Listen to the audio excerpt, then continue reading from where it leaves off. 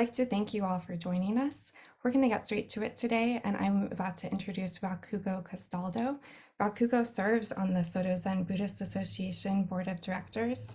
She's also a priest at Soji Zen Center, and she has a Master's of Education in Human Sexuality, and she has been the chair of our Diversity, Equity, Inclusion, and Accessibility Committee since 2017.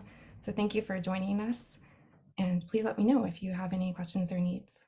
Rakugo? Thank you so much. So hello, everyone. I'm actually here mainly to introduce our speakers. And so first we have Anne Gleig, who is an associate professor of religion and cultural studies at the University of Central Florida, which must be a somewhat scary place to be a religion and cultural studies professor right now. And she wrote an amazing book, American Buddhism Beyond Maternity, with Yale University Press back in 2019. Our second speaker is Dr. Amy Paris Langenberg, and she's, excuse me, also an associate professor of religious studies at Eckerd College. And in 2017, Routledge published her also wonderful book, Birth in Buddhism, The Suffering Fetus and Female Freedom. And I was asked to keep the introduction short, so that's all I have to say. Here we go. Well, thank you so much from Amy and I for that lovely, generous and short intro as we'd asked. We just want to thank you all for coming and spending your Sunday afternoon with us. We know that sometimes academics can be a little dull and inaccessible, but hopefully we make our presentation really relevant to you as a community, to the needs and processes that you're going through now. So this is the fourth and final conversation in the series called Are the Bodhisattva Precepts Enough? And I was really struck by this question, and I almost felt like it was a rhetorical question because the board is in process of developing an ethics statement and policies that really work for everyone. And so in a way, the process says, well, they're not quite enough, or the way that we typically approach them perhaps isn't quite enough.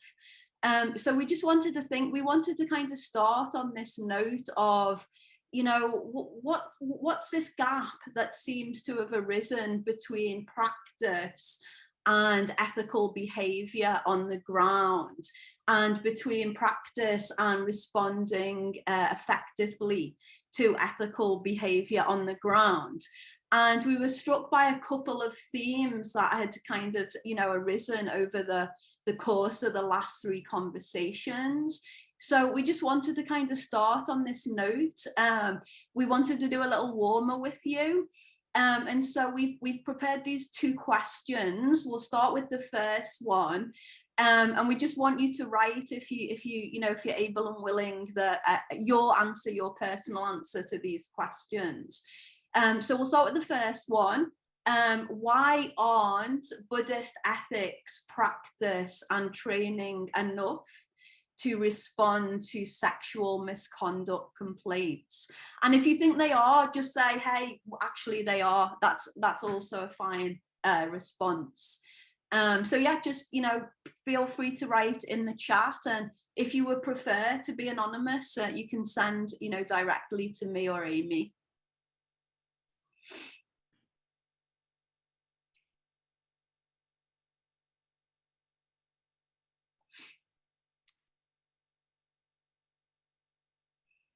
Okay, thanks for getting us started, because the precepts are broad and need to be interpreted.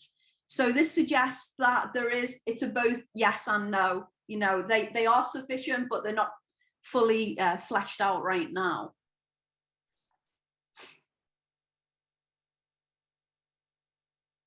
Human fallibility. Okay, great. So this suggests that humans can't quite live up to the aspirations of the Bodhisattva precepts.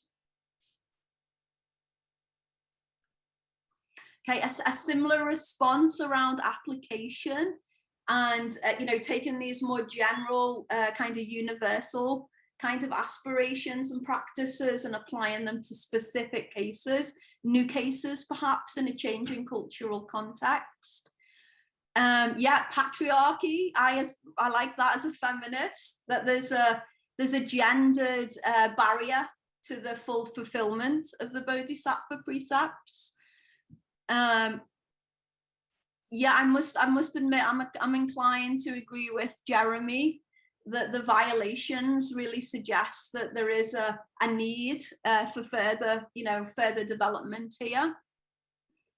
Yeah, and I think, you're also extending patriarchy, and actually this is going to be really important to what we present today, like whose voices are heard and not heard in the interpretation of the precepts, thus far.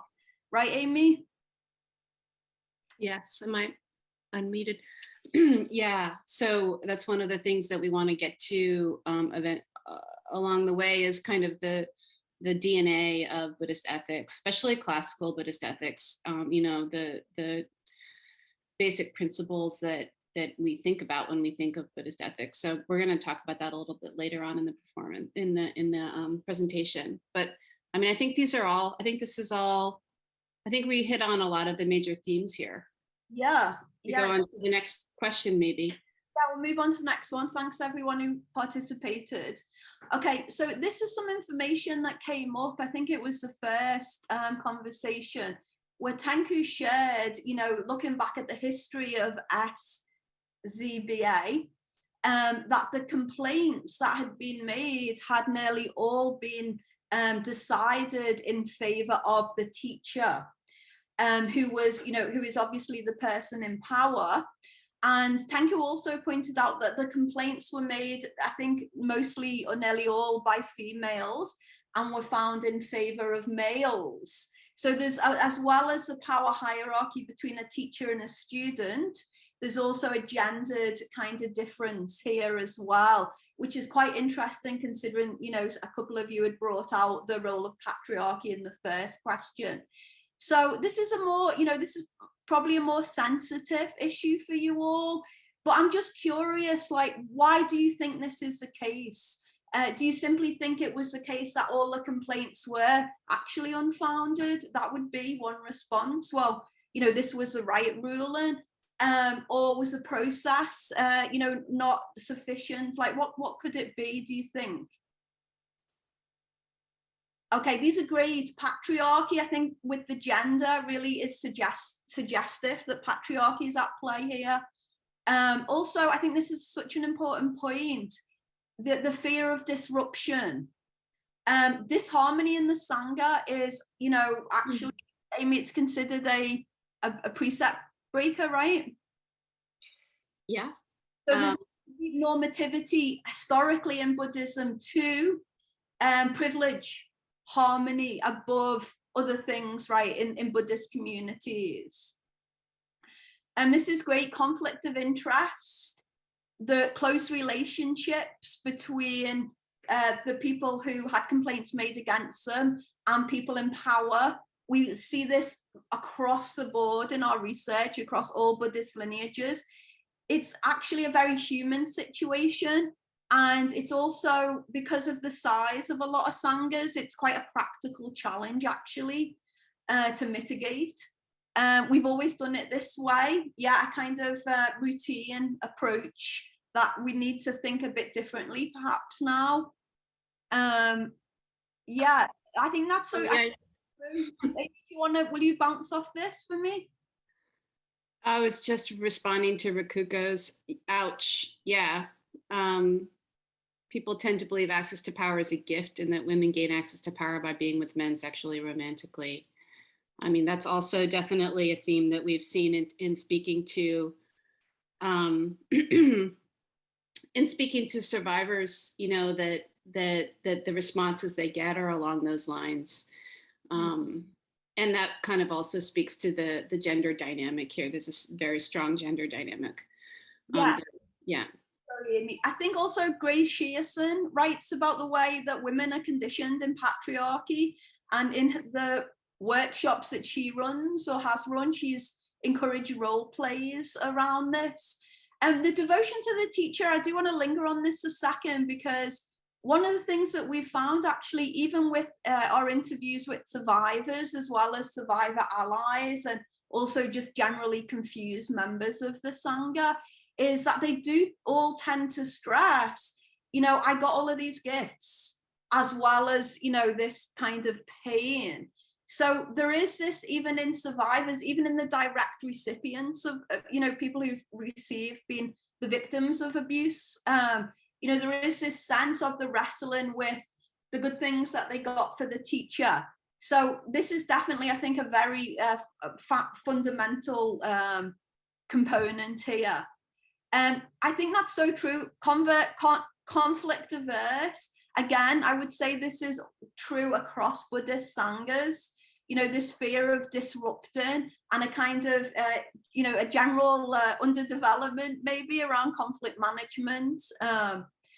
Great. Okay, so I think these are really good. We've got some things out to get a sense of what the barriers might be, and that why we do see this really clear tilt towards power.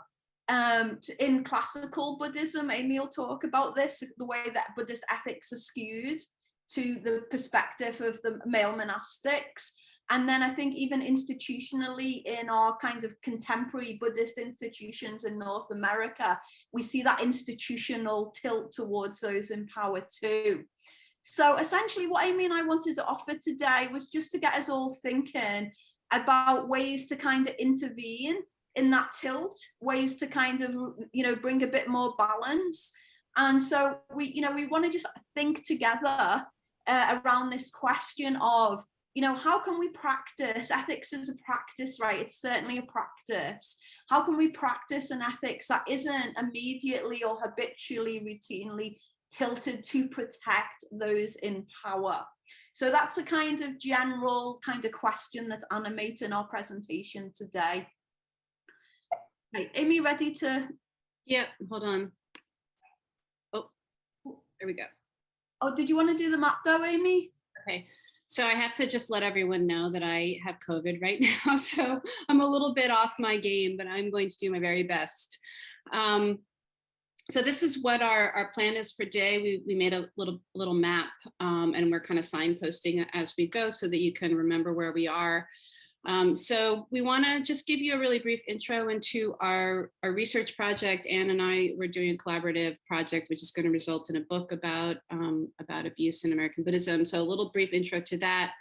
Then we're going to talk a little bit about this idea of the tilt towards dominant power, which is kind of just automatic in the way that we think about our institutions, think about abuse and respond to abuse.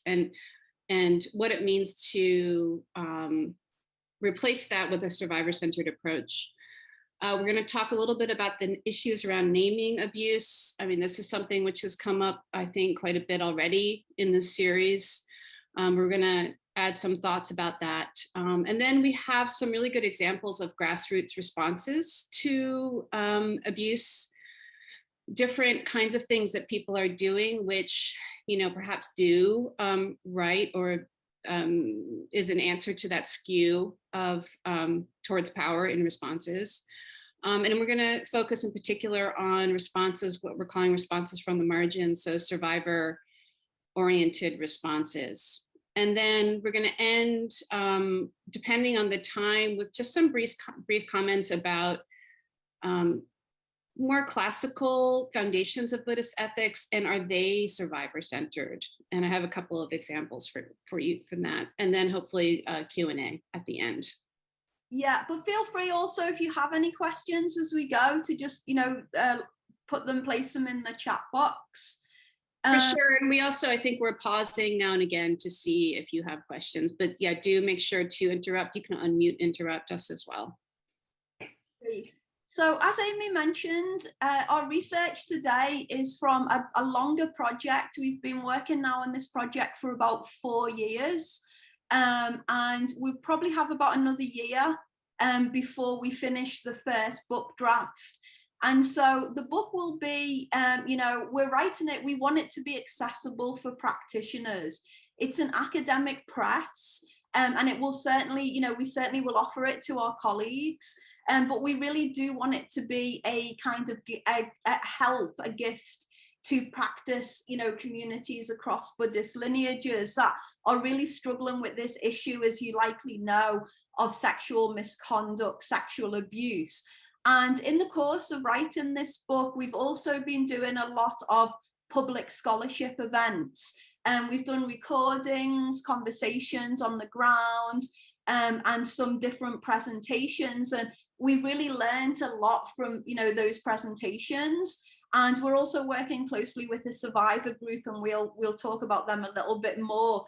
But essentially, we just wanted to, explain that even though we're academics, we do see this very much as a wider, practice kind of offering to you all. And we really, we welcome any feedback that you might have from this presentation, or anything you might want to share with us. Please feel free to get in touch with us, and I'll drop our emails in the chat in a second. Okay, so just a few words about this move towards survivor-centered approaches. So this is a key aspect, or a key part of our approach, our methodology, to use an academic term, in studying this issue. We really actually started out with much more of a kind of institutional centered or institutionally oriented approach. We were asking questions about things like, how is the fact of, these abuse allegations changing American Buddhism? How are institutions responding? What kinds of, how are their structures changing? Those are all still relevant questions for us, but we realized that in asking those questions, we were unthinkingly sort of orienting away from survivors and from survivor perspectives. So in other words, we're asking questions about institutions, but not foregrounding or prioritizing survivor perspectives. So we very kind of consciously and explicitly changed our orientation towards putting survivors in the foreground of every question we asked and every answer that we had, that we articulated. So this is just a kind of illustration of what we're talking about, that happened on Facebook. This was a colleague, nothing about Mario. Mario's great. But it's just to show kind of how completely natural, how completely unconscious this sort of tilt away from survivors tends to be when people are thinking about Buddhist history, thinking about American Buddhism, even thinking about responses to abuse. So this was a post about the Mount Baldy Zen Center, which probably most of you know, was the center founded by Joshu Sasaki, who was quite well known for multiple allegations of abuse. And the person is Mario's making this comment about, what a beautiful place it is and how sad that it's fallen into disrepair. And we have someone else commenting, oh, it's so beautiful. It's so sad to see these beautiful temples fallen into disuse, hollowed out by scandals. So just, it just really shows how the focus is on the institution, on the building, on the land, on the tradition, not on the multiple cases of abuse, all of the experiences of the survivors, the suffering and trauma that they experienced, right? Okay, so we, in turning towards survivor stories and really foregrounding survivor stories, we have learned a lot. It's a completely different kind of view of the issues, honestly, than an institutional view of the issues. And among other things, we learned that survivors are themselves not a homogeneous group. They are diverse. They have different experiences and different ways that they process what happens to them, and different ways that they experience Buddhism through the experience of abuse. So the sort of main three categories is that some survivors want to stay in their communities. They want to be a part of community reform. But there are many survivors who want to leave their communities. They're not interested in staying in their communities. They're not interested in being a part of reform. In fact, they experience that as a kind of re-traumatization. but they may still have a kind of commitment to Buddhism. And then finally, there are survivors who completely turn their backs on Buddhism, and leave Buddhism altogether. And I would say that there are other ways that you could talk about survivor diversity. This is just our kind of trilogy, right? But there are other ways that are important to think about. A possible fourth category, for instance, would be people who are really so undone by what they experience in these communities, as a result of sexual abuse, that they really are not managing well, right? They're really, one of our informants used the word broken. So that's one thing we wanted to kind of bring to your attention. But another thing about survivor diversity is also, of course, there are many other kinds of intersectional survivor diversity that we need to be thinking about. Issues of race, dimensions of race, ethnicity, class, ability, age, and gender identity, and so forth. So, so part of having a survivor orientation is really paying attention to the diversity of survivor experiences and survivor responses. Okay, so just a few words also about naming abuse. This is the article by Willa Blythe Baker, who has really been a leader around this issue. So this is, of course, her really groundbreaking essay in Langenberg, where she talked about her relationship with her teacher, Lama Norla. And she starts the article by listing a kind of series of signifiers. She says victim, survivor, consort, partner, one of those women. And she notes that while all of those descriptors fit her to some, in some dimension, they fit her experience, none of them completely capture the experience that she had. So part of our challenge, and I think part of our shared challenge in trying to respond to these situations, is to think about the language that we use and how it lands and its usefulness. So how do you find, one language that you can use to appropriately distinguish between all the various actors and the various actions and the various contexts? You probably can't. And yet at the same time, there is this kind of continuity between different abuse situations that you do also want to name, that we want to name. So for instance, shared cultures of secrecy, complicity, and gendered hierarchies. Some of those are, were already mentioned in the conversation we had starting this session today. One term, way to name sexual abuse in Buddhism is the term clergy misconduct, which is something that Carol has brought up, I think is incredibly useful. So, and this was something that also Willa mentioned in her article, Willa Baker mentioned in her article as being a very useful category for thinking about sexual abuse.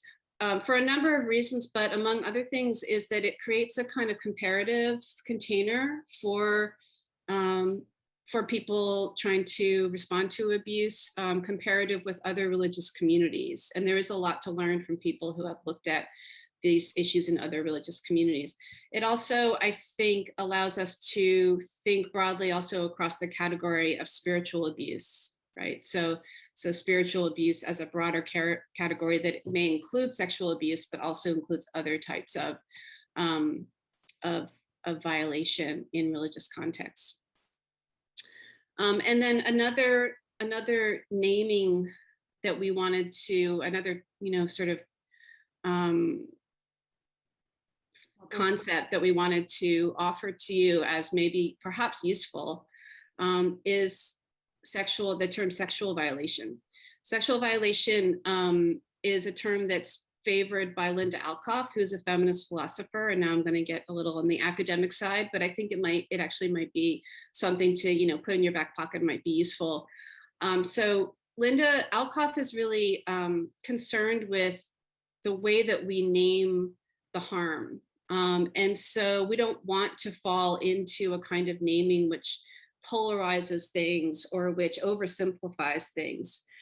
So she thinks that she uses sexual violation as a broad term that captures everything from, the really kind of harsh and extreme situation of sexual assault or rape to something which may be more stealthy, more gray, maybe a violation on a different order. So I think also that is, an important thing for us to keep in mind as we're thinking about this, that we want to be able to encompass, and also, I guess, describe the various dimensions of this experience for people without excluding anyone. And I'm going to ask you to jump in case I. Yeah, well, no, just to add to, you're great already. Everything you've said is really detailed and great, but just, I think the essential point I would make is that how you name, the misconduct or abuse or violence, or it's just an affair. There's different ways that you can name the cases, and how you name them will really determine how you respond to them.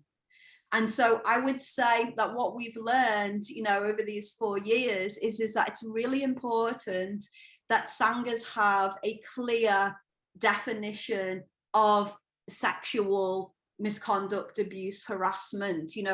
I don't know what you, in your community, what you have landed on. I'm curious actually whether, people would be willing to share. Do you in your community have a clear definition of, this phenomena? Would you share by saying a yes? Would you consider, sharing more, what you do call it, how you came to name the phenomena? If you'd just be willing to share, that would be quite interesting to see.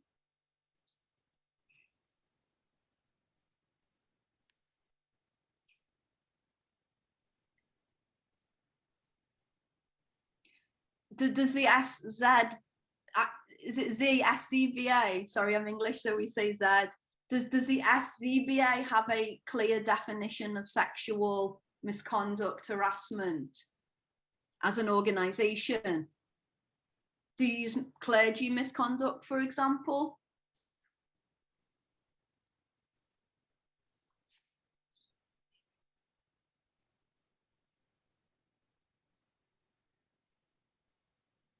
I think, one of the things that some of the comments that we've gotten at times from people is, using very strong language, like using words like sexual abuse or sexual assault, feels uncomfortable to people because they feel that it is sort of resulting in a demonization maybe of the teacher, right? Or the whoever is the person who did it.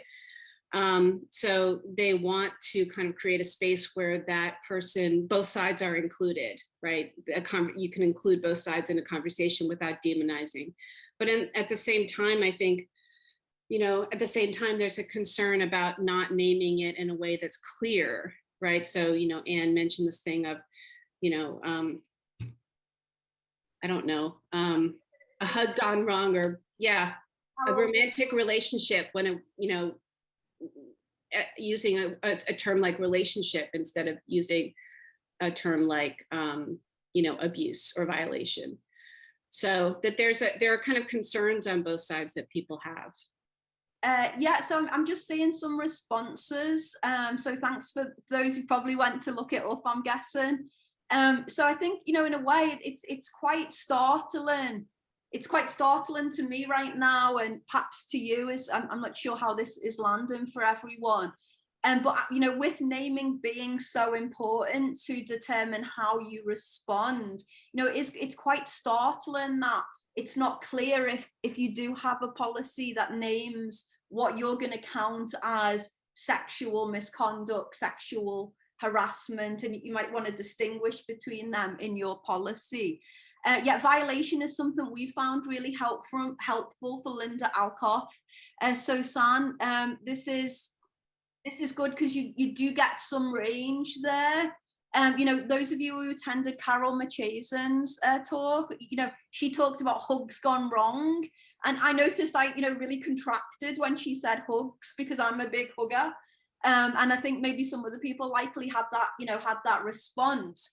But, you know, perhaps here is an area where you can think a bit more as a community, in your own communities and as a larger community, about the process of naming, because, you know, it really is essential. Yeah, thank you for this, Tanku. This is really helpful. Misconduct. So you're using misconduct as a Buddhist term, but in this broader way than the classical use of it. Great. Okay, so well, we have to move on for time, but I think this is really a, you know, this is kind of a red flag for us, you know, for us as well, because we're really thinking hard in this issue. Okay, so we're going to move into grassroots responses, efforts. So essentially what Amy and I, you know, one thing that we're good at as academics, hopefully, is that we're able to give a sense of historic and cultural context to, you know, the efforts of individual sanghas or organizations in contemporary Buddhism. So one thing we wanted really to share with you was to say, you know, look, you're in this process now as an organization and a community of deciding on your ethical policy. And this is really one of many of what we would call grassroots, you know, coming from communities themselves, responses to the problem and pain and trauma of, you know, sexual violations in your communities. And essentially one thing we've done is, you know, we've just, you know, explored a mass of data and responses, and we put them into kind of neat categories. And often, you know, one community might have done 3 of these things, or they might have started with one thing and then moved on to the other. So, you know, we organize it, it's not as neat as the organizational categories, in other words. But what we do find are these following kind of movements. So we found a lot of awareness raising. So awareness raising would include, for example, you know, I think a group of Zen, you know, priests and leaders, you know, signed an open letter. It was published in Lyons Raw Abuses of Power, and it was basically, you know, a recognition, a kind of a recognition and apology that, you know, that you as a wider community had experienced these sexual violations, and a kind of a resolve and commitment to try and do better as a community. So that would be an example of awareness raising. Peer ally action is when groups of teachers or community leaders come together and, you know, try and do a kind of targeted action to stop abuse. So one example here would be in the case of Against the Stream. So you may know that Noah Levine, he was a founder of Against the Stream. It's an Insight kind of offshoot. He'd been accused, a woman had made a rape allegation against him. She actually made a legal allegation. She went to the police. And the ATS basically didn't respond to it at first. And so a group of Gen X teachers, a small group of Gen X teachers who were Noah Levine's peers, wrote to ATS, the board, and said, look, you need to suspend Noah while you investigate this, and, you know, put pressure on them as peers to do something, because they weren't doing anything on their own. So ethics policies and grievance procedures, this is you, right? This is where you're at right now as a community. And we also see this in the case of individual centers. Very helpful, extremely helpful to have them in advance. Once there's been a complaint, it's very hard to respond with any kind of maturity and wisdom, because there's just chaos and so much pain. Of course, they're not perfect, because they're only, you know, they're only policies. It doesn't necessarily mean they'll be followed, but it's really important to have them in place. Community reform and culture changes. I'd say a great example here would be the Los Angeles, Zen Center of Los Angeles did I think it was like a 30-year process of community change. It's documented in the Sangha Sutra. We've included that as a resource for you in our resource list. And we also see trainings and organizations Healthy Boundaries course developed through the Faith Trust Institute by Jan Chosen Bays and other colleagues. The right use of power that you did in the last conversation would fall here. And then also survivor-centered advocacy. Now, in our book, we have a whole chapter giving examples and kind of considering some of pros and cons of these.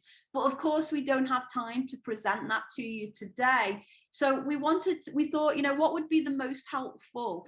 And we thought it would be good for us to bring this survivor-centered perspective to you today, especially, you know, relating back to those first questions of why is there a tilt towards dominant power? And how can we correct that tilt? And one way we can correct that tilt is by really listening, just giving a space to begin with, and listening to people on the margins, those that are not dominant power and those that are actually have been injured by dominant power. So this is our responses from the margins, survivor-centered advocacy. Thanks, Amy. Okay, I'm just going to check my notes so I don't miss anything important here. Probably get a bit more formal. Okay, so I'm going to read a little bit out because I actually really like this paragraph. So although the Buddhist press and social media has increasingly made abuse visible, many abuse survivors still experience profound loneliness and marginalization, whether they stay within Buddhism or leave Buddhism. It's typical for survivors that bring allegations of abuse to be told it is they and not their abuser that is the problem. And often they are actually urged to be better Buddhists by quote, having more compassion for the teacher, or quote, working with the situation. So these are direct quotes that survivors of abuse, of sexual violations have, you know, shared with Amy and I that they kind of faced when they tried to bring up their situation. Now, to respond to, because communities in general have done honestly a terrible job. You know, I'm not being hyperbolic. Buddhist communities have done a terrible job of responding compassionately to survivors. They've sought other spaces. And one such space are online survivor groups or support groups, either on Facebook or Reddit, or started by survivor advocates. So one example here was provided by Rigpa practitioner, former Rigpa practitioner, Tahalia Newland, and she began a kind of blog and kind of closed Facebook group to support survivors. And you can see this quote, you know, really shows that this kind of space, this kind of safe space for survivors really helped them kind of process their experience, because they were essentially, when they tried to share it in non-kind of safe survivor spaces, they were essentially re-traumatized, because they were often kind of subject to Buddhist doctrine. You know, they were told to have pure perception. In this case, it's a Tibetan community. So they're often, you know, kind of advised to see the guru as a Buddha. And I think it's just, we were really kind of impressed by the sensitivity that Newland, you know, showed in how she, you know, created this space for survivors. Amy, you okay to move on for me? So another, you know, form of survivor advocacy, we wanted to really, you know, signal the work that Willa Blythe Baker has done.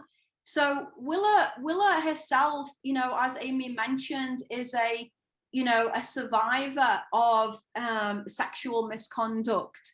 You know, when she was, I think she was 21 or 22, her teacher at that time, Lama Nola, really kind of encouraged her quite forcefully to take vows and to become a nun. And, you know, she shared that she had some hesitancy. She wasn't sure if she was ready, but he really kind of pushed her. And I think that's quite significant as well as part of this story. And then shortly after she'd become a nun, and as you know, in the Tibetan tradition, when you become a nun, you take a vow of celibacy, and Lama Nola was also supposed to be celibate. He basically approached her and basically initiated a sexual relationship with her. And she basically shares, you know, this very painful experience that she had. And, you know, essentially she ended up leaving the community. And, you know, she was reassured by other members, other senior students, that Lama Nola had stopped, you know, kind of initiating these relationships. So she didn't come out publicly. And obviously a very painful experience. It's a lot at stake to come out publicly, more trauma. But then, you know, I can't remember exactly how long passed, maybe it was quite a while. I think it could have even been about a decade. Then another young woman from the Sangha contacted her, and she realized that this young woman, you know, also in her 20s, you know, was in the same situation, was a victim of, you know, this sexual kind of violation from Lama Nola. So Willa basically, you know, gathered the courage to confront the board, and she did a lot of work. And one component of that work was she basically formed a kind of witness circle with other survivors from her own Sangha. And she actually, you know, collected data. She collected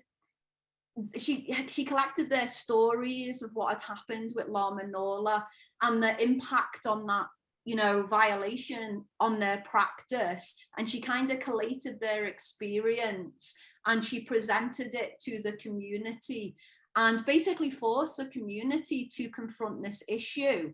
And so she documents some of this in her piece, Breaking the Silence on Sexual Misconduct.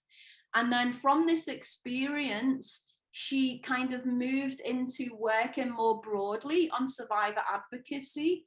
So she joined forces. Amy, okay to do the next slide for me? She joined forces with, you know, this great group of survivor advocates, and also Jan Chosen Bays, I think, identifies both as a survivor herself as well as a survivor advocate. Grace Shearson, who I've mentioned earlier, Carol, who you are familiar with already, a lawyer, and essentially they formed a team for survivors, and also to go into communities to respond to allegations of sexual violation and help them kind of get clear on what an appropriate response is. So they often describe their work, I think, as preliminary to official investigations. And an official investigation would involve, for example, calling on the Faith Trust Institute to come and do an investigation. The Olive Branch, I think, is another Buddhist organization. Some communities will hire a non-Buddhist organization. For example, in the case of Against the Stream, they just brought in quite a well-known sexual harassment lawyer and investigator in LA that, you know, worked outside of Buddhist Sanghas, you know, just in general. And so this group of, you know, really, you know, extraordinary women brought their skills together to be survivor advocates. Grace and Carol have developed a workshop targeted, focused at boards, because they realized that the boards were major players, right, in response to sexual allegations. Like normally you take the allegation to the board and it's a board that determines what response will be. And unfortunately, boards across lineages have done a terrible job at responding, often ignoring allegations, you know, minimizing allegations, you know, finding in favor of the teacher. Often have some people on the board are the students of the teacher. So this was a conversation they did for us. We sponsored this conversation, Abuse, Sex and the Sangha, Conversations for Healing. Tenku Ruff and Yoko Roshi from the Zen Center of Los Angeles did a terrific conversation for us on community accountability. Carol did a terrific one on legal aspects. Lama Rod Owens and Shanti Paradigm Smalls did a fantastic conversation on race, whiteness and sexual abuse. So we really encourage you, if you haven't already, to check out these conversations. Again, they're more grassroots responses, but we wanted to specifically highlight this one for today's talk.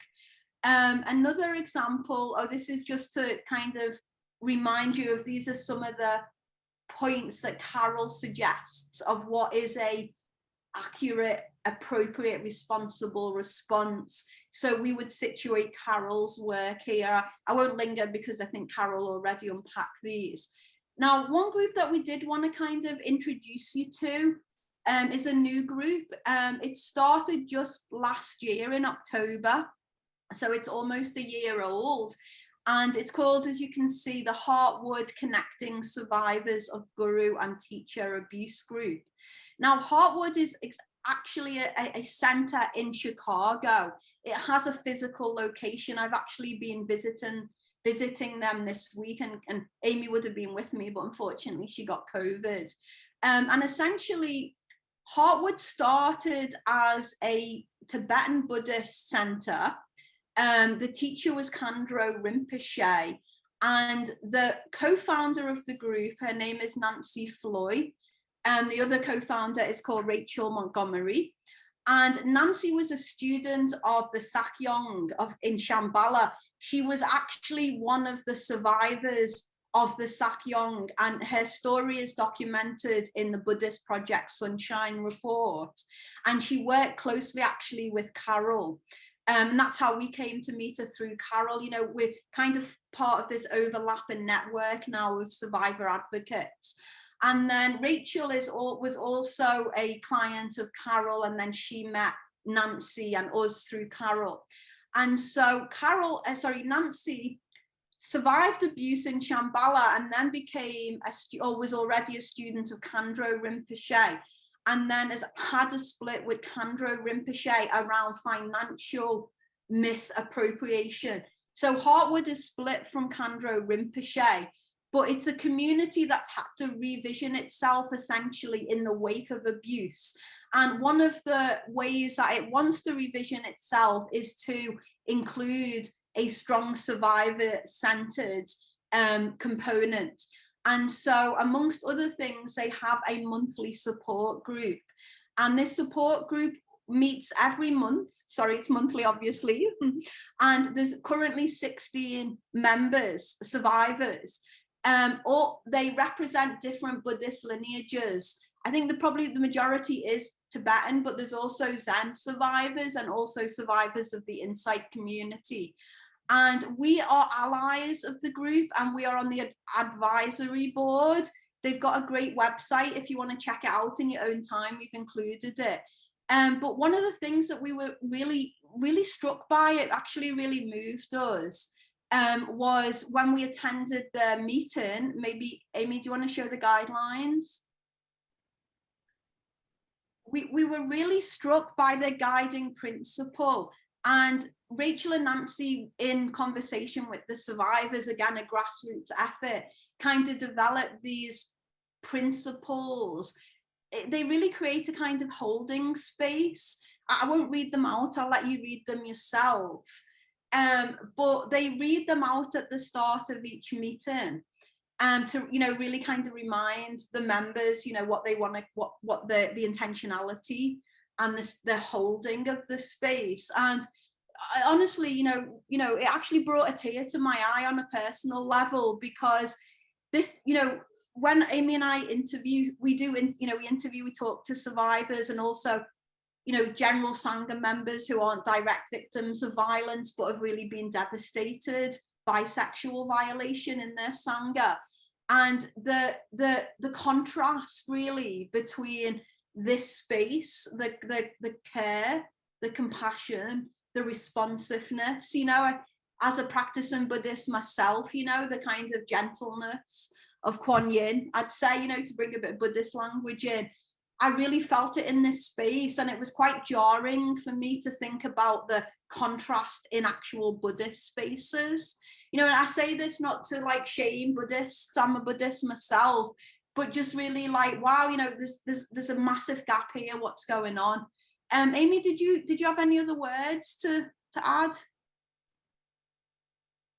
around survivor responses? Sorry, I was trying to unmute. No, I was just going to add that kind of looping back to this idea of diversity of survivors and kind of where they land. You know, some of the survivors in the survivor group do not identify as Buddhist anymore. I mean, they're in a space with other Buddhists that has some, you know, obviously kind of Buddhist, I don't know, ideas operating, but these guiding principles you're looking at are not explicitly Buddhist, and not all the survivors in that space identify as Buddhist. Yeah, and actually they're very careful not to let the Buddhists in the group, you know, kind of dharma-splain, you know, people's experience, because they have actually experienced a Buddhist explanation as another form of violence that has really shut them down. But they've really created a very diverse community of respecting Buddhist and non-Buddhist survivor voices. Just moving on, we also did want to kind of, you know, acknowledge and kind of lift up the Greater Boston Zen Center. So this is actually the only example that we know of thus far, apart perhaps from the Sangha Sutra, but the Sangha Sutra is not exactly survivor-centered, actually. I'd say it's more community-centered. But the Greater Boston Zen Center, you might be familiar with what happened recently. Josh Bartok, who was also, you know, disciplined by SZBA, they, in the wake of that, you know, misconduct violation, they've kind of revisioned their Sangha. And we were just struck by the centering of this. They want their revisioning to be a survivor-centered revisioning. And so we put the link to this group on our resource list, and we really encourage you to check it out, because, you know, especially with them being a Zen Sangha, and, you know, see if this is something that you think would work for your Zen community. Okay, Amy, sorry, I want to make sure you've got time to move into. Well, I think we should probably stop share and, oh, sorry. Oh, just before we move on to this final section, I did receive an anonymous question that seemed to go along with the previous section. Yeah. So do you find that there is a difference between communities that have a role of monastic celibacy and those that do not? I'm going to stop share for a second. Can you repeat that again? Sure. Someone was wondering if in your research you found that there's a difference in terms of sexual misconduct or violence between those communities where the history or the present is one of monastic celibacy, or whether there's no monastic celibacy still attached to the tradition. I mean, so I would say that the majority of the communities that we're looking at are not celibate monastic communities. However, a couple of them do have people, you know, are being ordained, mostly the Tibetan Buddhist communities.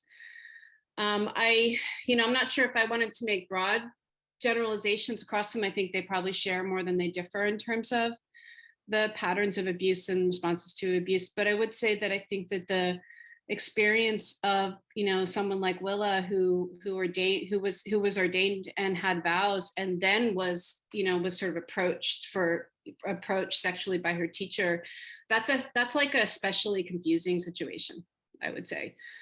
So I think that is different. You know, there's the kind of importance of that vow, taking the solemnity, the seriousness with which people take those vows. It's like an added source of stress. Yeah, I just echo Amy. I think because we are looking at FPMT, Diagre Rinpoche is also a monastic, and his victims were majority nuns. And so, as well as the sexual violence, there's also the, you know, extra stress of their own kind of celibacy. precepts being broken, but we need to work that a little bit more. But I'd say no, I'd say that we'd caution against blaming celibacy. People do say that often sometimes in the Q&A, or do you think celibacy is the problem? But we found across celibate and non-celibate teachers. People also say that we need to, I've also heard the opposite, right? That we need to kind of double down on kind of monastic ethics, right? And that will help with this issue. It won't be so rampant. Like if we had more monastic communities, we wouldn't have so much of this. So one of the things that we're definitely not doing in our project for very kind of thought out reasons is that we're not looking at all at sexual abuse in monastic communities in Asia. So we are definitely only focused on North America. We are doing FPMT, which is a transnational organization, but we're not looking at communities which are primarily, Asian communities in Asia, because it's just way beyond our, it just wouldn't be ethical. But having said that, we do kind of receive, people do tell us about incidences of abuse in monasteries, in Sri Lanka, in Bhutan, et cetera, et cetera. So it's not that it doesn't exist, it absolutely does, but that's not something we're looking at. Great, thanks. Or maybe other people have questions. This might be a good time to just pause and see if people have questions they'd like to bring up for discussion. And if anyone has a question that they wish asked anonymously, you can just send it directly to me or to Anna in the chat, obviously.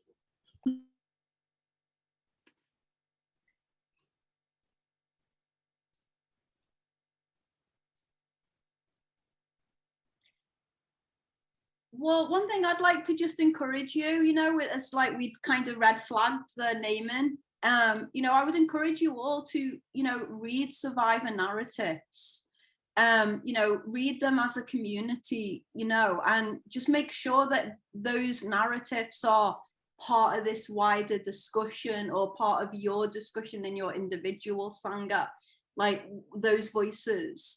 Because as we said earlier, it's incredible how routine the orientation is to move on this issue without actually considering the people at the center of this issue. And we put some survivor narratives, some links in our resource list for you.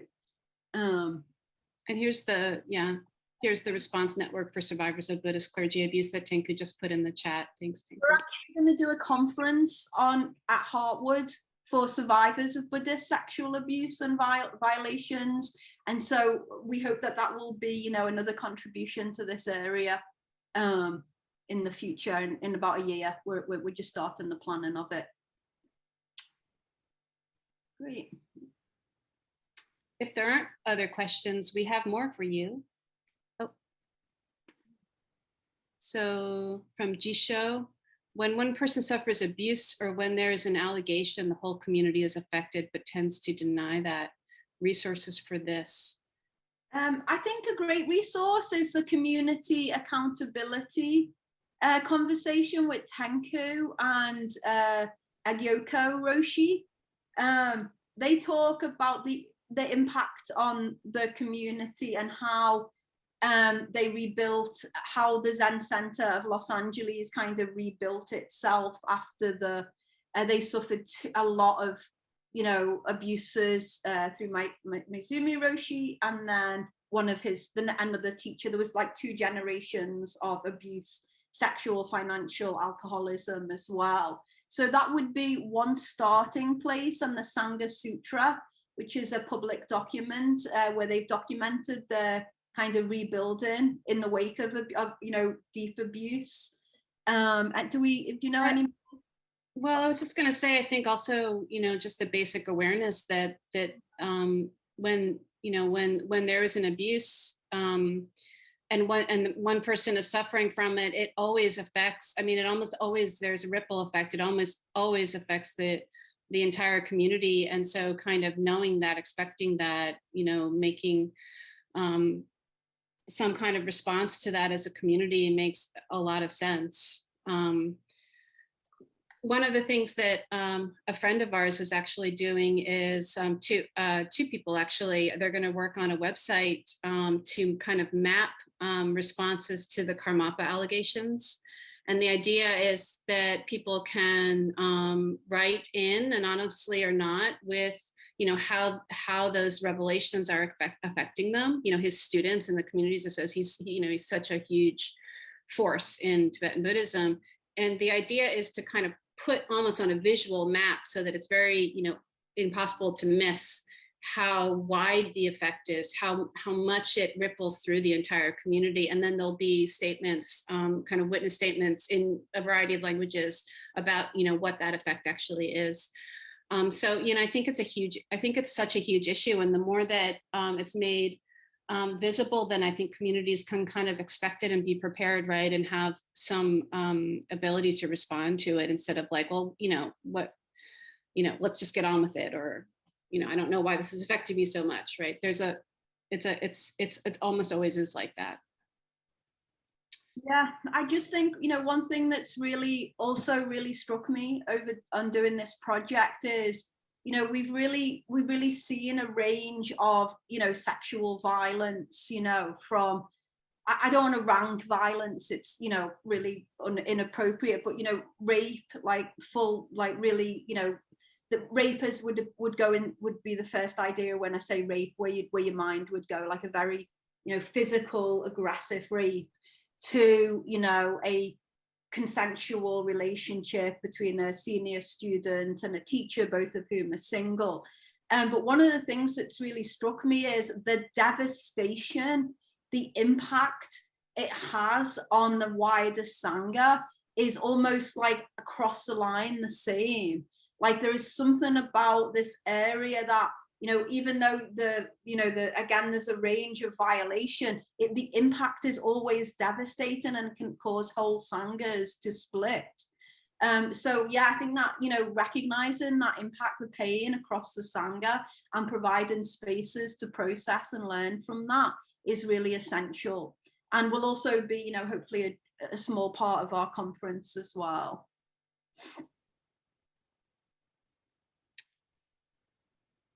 So, want to do I think maybe talk a little bit, yeah, about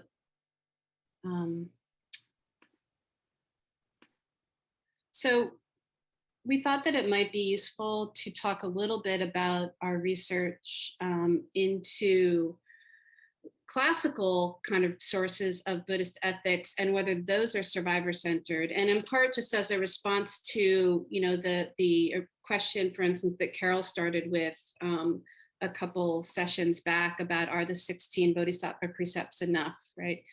You know, are the resources that we have in the tradition, non-harm and compassion and the Vinaya and all of that, is that going to get us through this? Is that enough? So, you know, I don't have a pat answer to that. I mean, well, my pat answer is no, it's not enough. But I think, you know, of course, there are many resources in the tradition which are quite useful. But one of the things I did want to kind of put in front of everyone is the fact that, you know, sort of the classical Buddhist ethical tradition is really almost pays no attention to the question of sexual harm. That is not in its DNA. That is not baked in. And so I want to kind of show that to you, you know, not to be discouraging, but I think it's sort of a place to start to understand, like, what are we really dealing with when we're talking about Buddhist ethics and what it offers us as a support for our responses. So starting with, I'm going to talk a little bit about the Vinaya. I'm actually a Vinaya scholar. And I know that it's, you know, the Vinaya traditions are perhaps not as relevant to Zen communities which practice sort of in Japanese lineages, but I think, you know, just say a little bit, touch lightly on it, because I think it does kind of carry through. And then I do have a passage from the Pramajala Sutra, which I think is a text that's used in your lineages. So just to start by saying that, yes, the Vinaya actually does talk a lot about we would probably call sexual abuse, sexual assault, certainly sexual misconduct, obviously, but there's a lot of scenarios where someone is being violated, someone is being raped. I have a bunch of examples here on the slide. that you can kind of maybe quickly read down through. But there are many, many examples of this in the Vinaya. It's not that those scenarios are ignored or they don't come up. In fact, the Vinaya, if anyone has ever looked at, that literature, it has a lot of stories. It's incredibly detailed. It's very earthy. It has a lot of like gritty kind of like real life scenarios, including ones having to do with sexual violation. So it is, it does exist in the Vinaya. But the thing about the monastic literature is that what is really the concern, the ethical concern, is really not did someone get hurt by the rape. The thing that is of concern is, did the monastic monk or nun, did they violate their vows, right? Are they still a monk or a nun, or did they violate their vows of celibacy such that they need to be disciplined or possibly removed from the order? And so this is a passage from one of the nuns' Vinayas where what qualifies as a violation of the rule of celibacy is kind of defined in a lot of detail. And you'll see if you look at it, and maybe I'll read it to you quickly. I don't want to get into too much detail with you. I just want to get the main point. It says, if a nun engages in sexual intercourse, pursues pleasure according to the customs of the village with a male human or a human pandika, which is like a intersex person or a trans person, and if a body part is introduced into the nun's body parts in one of the three orifices, and if she suffers, and having suffered, she consents in the beginning, she consents in the end. In the middle or in the end, then there is a defeat, meaning that she is no longer a nun. So the reason I put this in front of you is just to give you a look at that word consent. And you'll see that, first of all, consent is kind of conflated a bit with a kind of physical response of pleasure, but also that she can consent if she consents to the physical contact, the sexual contact at any point, she is defeated. So you see, the way that the thing that is really of concern here is sort of, did the monk or nun give into pleasure? Did the monk or nun say yes at any point? So, and if they did, then they are no longer a monk or a nun. What you don't see there is you don't see any concern for her suffering, right? It mentions that she suffers, but that is not really the ethical issue. The ethical issue is whether she has given in to this sexual contact. And that's kind of consistent across, across Buddhist literature, without, again, getting into a lot of detail, but there isn't really, in general, that much concern about protecting sexually vulnerable people from harm in Buddhist literature. So here we have the third Buddhist lay precept, which is to refrain from improper conduct in matters of desire. But, if you look at what the tradition actually says about this, this third precept, what it actually says is that improper behavior in matters of desire is going to another person's wife. So essentially adultery, but it's not your adultery that's being worried about. It's trespassing against another man's sexual rights. So again, the concern is not, harming someone through sexuality. The concern is basically sexual rights and sexual ownership. And there's some other kinds of things that are brought up, like, can you go to a prostitute? Yes, you can go to a prostitute as long as that prostitute is not under contract to another man, because then you're trespassing on the other man's rights. So again, there isn't sort of this concern about the prostitute's safety or their vulnerability, and so forth. So I'm gonna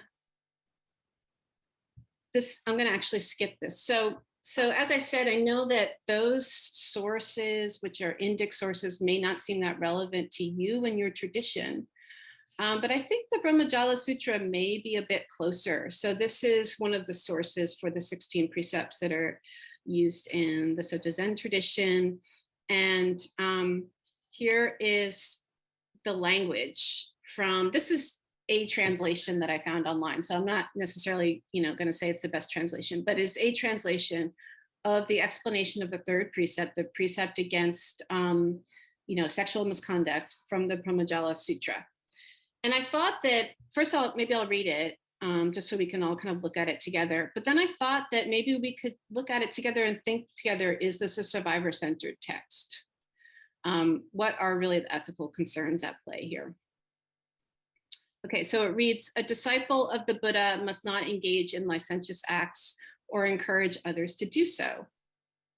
As a monk, he should not have any sexual relations with any female, be she a human, animal, deity, or spirit, nor create the causes, conditions, methods, or karma of such misconduct. Indeed, he must not engage in improper sexual conduct with anyone. A Buddhist disciple ought to have a mind of filial piety, rescuing all sentient beings and instructing them in the Dharma of purity and chastity.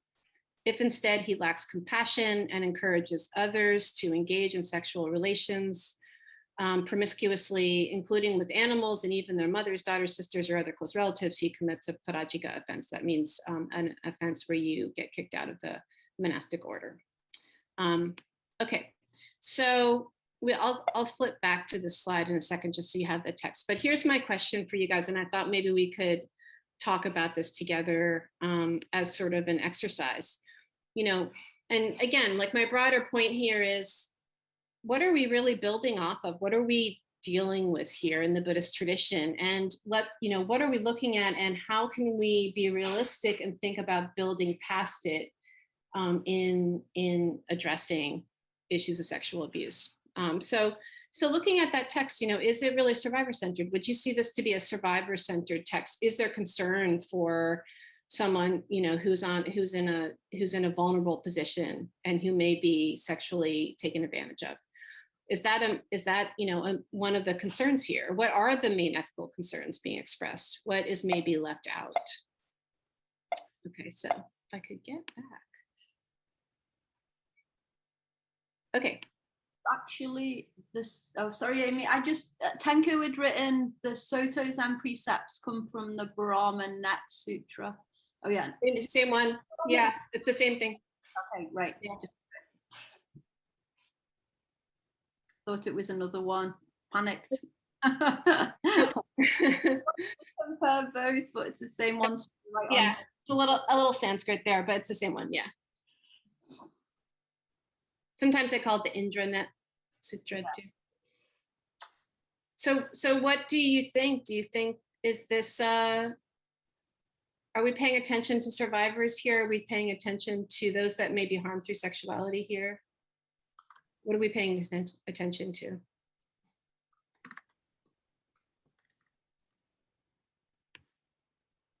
Someone said, Regio said, I see concern for the survivor, but it doesn't appear to be survivor-centered. That's a great distinction, right? Yeah, it's an excellent distinction. Yeah.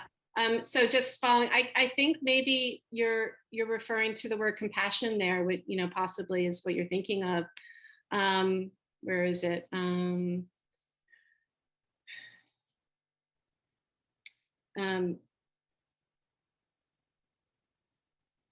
Sorry, my COVID brain, I'm really slowed down today. If instead he lacks compassion and encourage others to engage in sexual relations promiscuously. So, I noticed that word compassion too. So that seems to imply maybe thinking, sensitively about other people's harm, right? But then not centered, right? Yeah, absolutely. Yeah, I see someone's hand raised, Makugo. Yeah, what I noticed is that the focus is on either the monk or the clearly male figure he might encourage to sexually misbehave.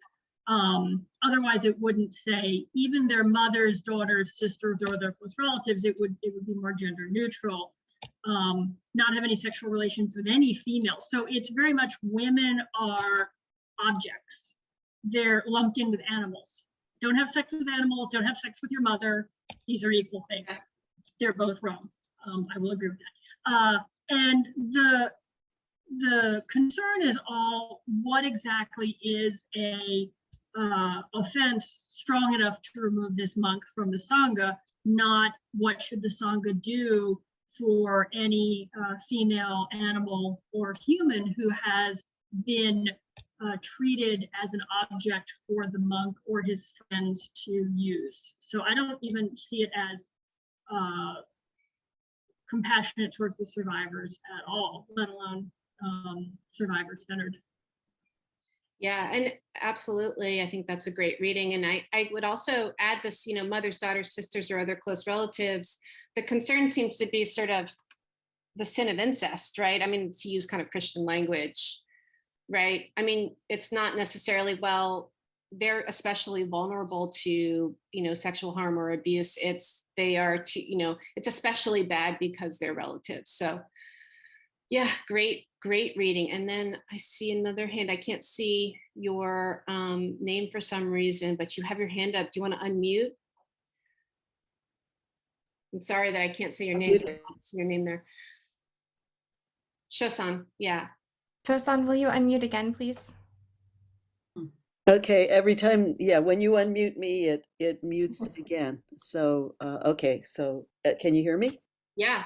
Yeah, so I have a different take on this. So I think that we need to go beyond the idea that that the sutra is just that sutra is just for the monastic who's contemplating a sexual act that's uncompassionate. I think that if we consider that every monastic is either in danger of violating the rule about sexuality, or also either directly or indirectly, I think that we can understand that the precept, part of the precept that talks about the causes, conditions, methods, and circumstances, could also be for the Sangha. Mm. And indeed, if we continue that the monks in the Sangha to not become enablers, must concern ourselves with the causes, conditions, methods, and circumstances of sexual abuse. And so I see this as an area in which we can expand or continue our work of understanding the precepts, and particularly how they apply to the Sangha. I mean, if we think about how Thich Nhat Hanh said the next Buddha may be Sangha, then I think that we understand that this Sangha is a Buddha in training, or a Buddha that needs realization. And so if a disciple of the Buddha does not get involved in the causes, conditions, methods, or circumstances, then we have a responsibility not just to follow this precept in not enabling sexual abuse or the power relationships that engender it. But we have a responsibility to stop it and learn from it and handle it, any possibility of its arising in the future. So Yeah. that's my take on it. It's a holographic precept, not just Yeah. I love that. That's great. Thank you so much for that. Yeah. And I think, so this is, this really brings up something for me, which is that I think that is what some of what we're seeing, Anna and I are seeing people do with Buddhist resources, with authoritative Buddhist texts and teachings, is kind of read them in that holographic way and build out from them to specifically address these situations of abuse, just the way you just did. And I think that, so that's what we would call a kind of generative reading, right? And so, then we could get into questions of authority and authenticity and all kinds of things, which are interesting, and also I think are oftentimes kind of a red herring, because that is kind of what we do anyway. We interpret, we live into these things, and we do them the way we do them. And that's what you just did, Shasan, is it, I think I named it, I'm sorry. It is, reading into that one line about conditions, methods, or karma. So yeah. It's not just reading into it, though, because several of us are transmitted teachers. Yeah. The lineage dies if it's not a matter of interpretation, it's a matter of extending our practice into current situations. Yeah. So we may have to reframe the rule, Yeah. but it's Sorry. not a Yeah. matter of interpretation, it's a Well, matter of practice. that's I'm going to just intervene to say that that's a differences of what we would say that you're doing as academics, and that's what you would say as Buddhists, and that's completely appropriate.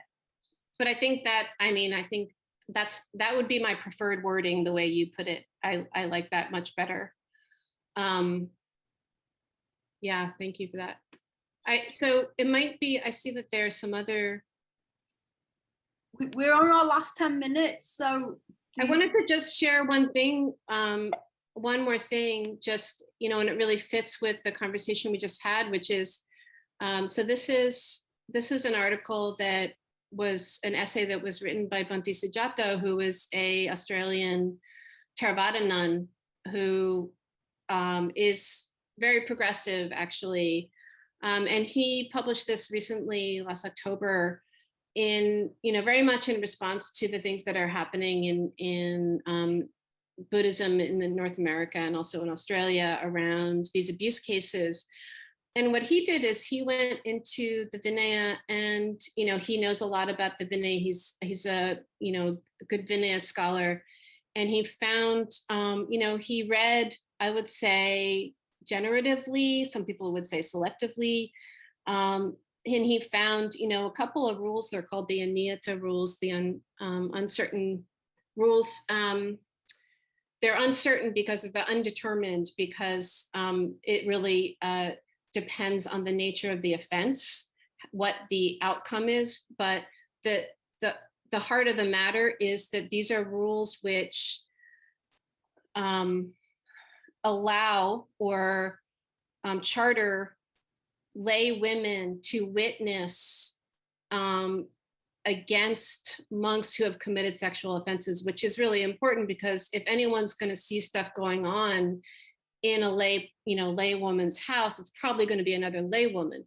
And so this gives this kind of elevates lay women to come and to testify, essentially, in defense of another lay woman who's brought an allegation against a monk. So Sujato does a really interesting kind of thing here, where he pulls out these two rules and he holds them up. And his, if you see the title of his article, it's "The Buddha Would Have Believed You," right? So it is a believing survivors position that he takes, and he kind of reads the Vinaya in a way that supports that. So, this is another example of the kinds of things that people are doing to respond, that the 16 Bodhisattva precepts maybe aren't enough, but, there are ways in which they are enough. If they're approached in a survivor-centered way. And that's, I think what Bhante Sujato is also doing here. He's very, very clearly kind of doing a survivor-centered reading on this Vinaya text. So that's all I've got. I'm going to stop here. I think we only have a few minutes left for questions.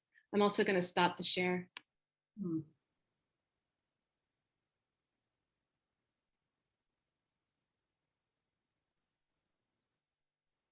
Yeah, so we'd love to hear any responses or questions or comments. So I do have another question from the chat. How can the SCBA move forward towards a more survivor-centered approach to ethical violations, especially given that we are an organization of ordained people? So specifically, any recommendations for the SCBA as opposed to a Sangha? I mean, my first response to that is make sure you learn from survivors.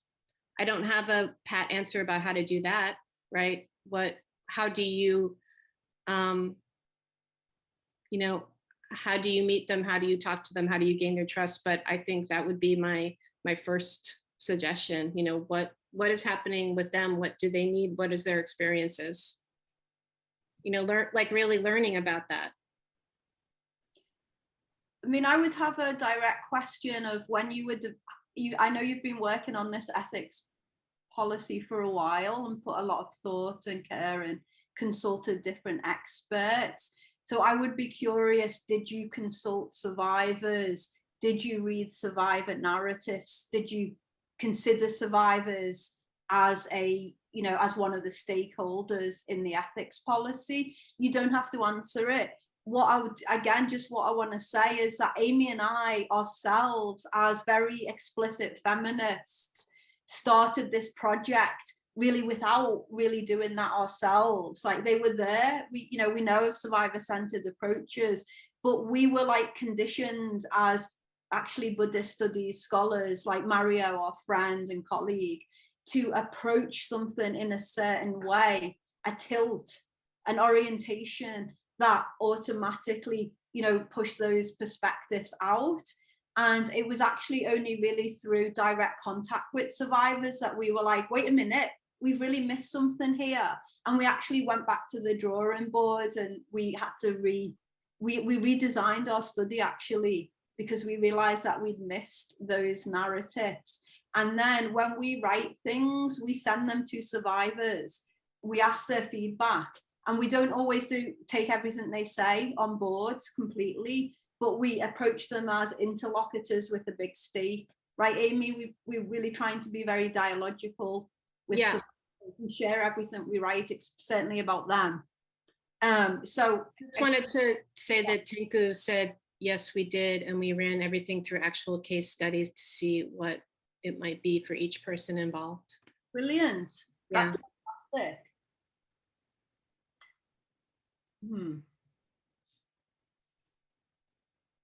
Right.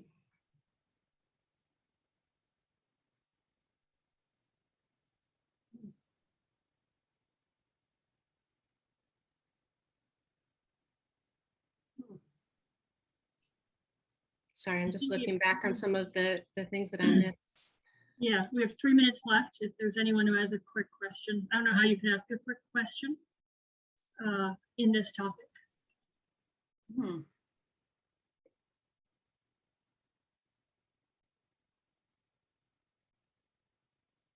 Tanku's got her hand up. I'd just like to use this chance to say that if there are people here who are survivors, we would be interested, the ethics committee would be interested in hearing your stories. And also how the process has gone for you, if you did report or if you decided not to report.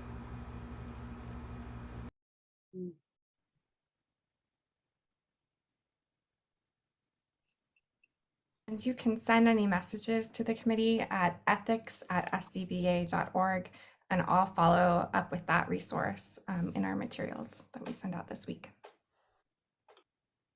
Amy, did you want to say a word on the doctrine chapter of how we're looking both at the way doctrine's being used to both shut down, but also the way survivors use doctrine to empower themselves?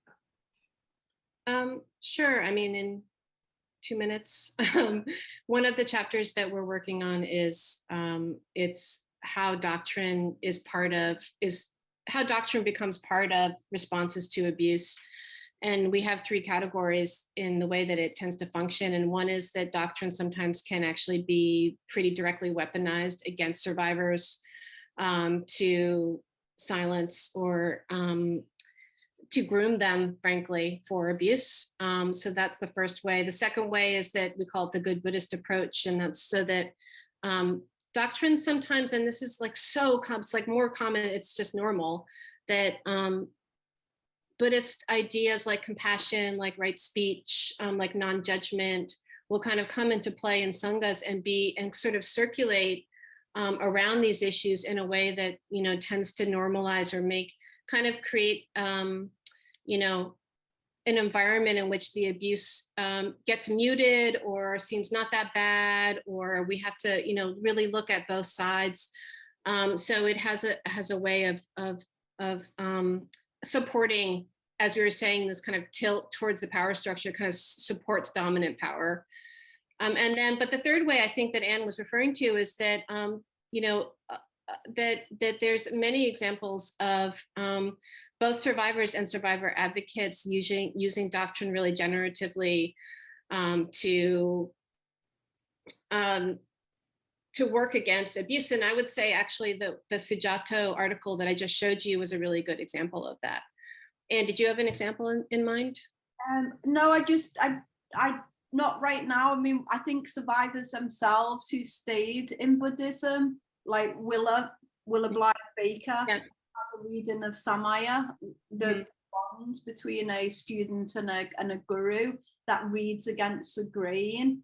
And I think we had a perfect example today from, was it Sosan from the San Francisco Zen Center, who talked about reading that sutta in a generative way. Yeah. Right. We had a living example today of the third category. Yeah, I agree. We just say that that's not, Sosan is not from San Francisco Zen Center, but from Clouds and Water in Minnesota. Was it Sosan who shared with Amy? Was that Sosan?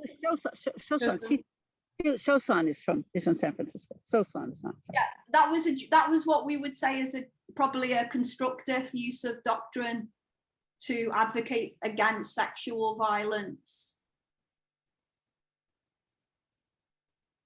Shosan, sorry, I pronounced it wrong. And Sosan, That's okay. There's two of us. We're friends. It's okay. Not in the H, and also my atrocious pronunciation. I apologize. Triratna was a community as well, just to answer that. There was same-sex sexual violence between males and male students, teachers and students. For Dave, thank you for that question. So I see we're actually a little over time. So my last task as moderator is to thank you so much for this incredible work, both what you brought to us here and the work you've been doing for 4 years that will be available to us hopefully very soon. I think this was amazing and a wonderful way to end our class. And I just wanted to remind everyone that Anna is going to be creating a YouTube playlist of all 4 classes. So if you missed any or you want to go back and spend some more time with slides, those will be available and she'll be following up. Thank you, everyone, and especially thank you, Anne and Amy. Pleasure. Thank you, everybody. Take care. Thanks, Anne and Amy. Yay. Thanks for inviting us. Thank you so much. Nice Thank to see you. again. Bye, everybody. Thank you. Thank you. Thank Bye. you. Everyone Thank you, everybody. be of good health. Thank you.